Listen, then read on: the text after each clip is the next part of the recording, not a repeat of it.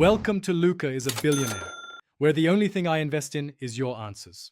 In this video, I will explain how to file for an Employer Identification Number, or EIN, step by step. First, let's understand who needs an EIN. Generally, if you pay employees, operate as a corporation or partnership, or file certain tax returns, you will need one. The responsible party is the individual who controls, manages, or directs the applicant entity and its funds. This initial step ensures you meet the eligibility criteria before proceeding.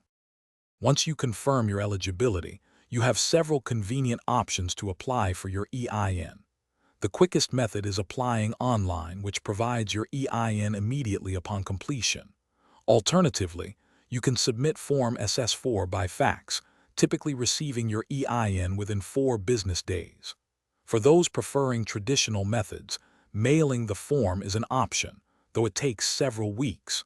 International applicants can also apply by telephone.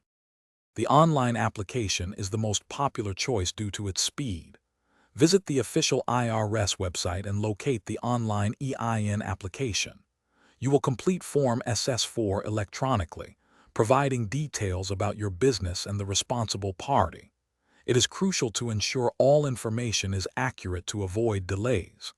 Upon successful submission, your new 9-digit EIN will be assigned to you instantly, ready for immediate use. Congratulations! You now have your Employer Identification Number. This unique 9-digit number is essential for various business activities, including opening bank accounts, filing tax returns, and hiring employees. Remember to keep your EIN in a secure yet accessible place. While generally permanent, certain significant changes to your business structure, like converting from a sole proprietorship to a corporation, might necessitate applying for a new EIN. Thanks for watching and please subscribe. It's the best investment you'll ever make.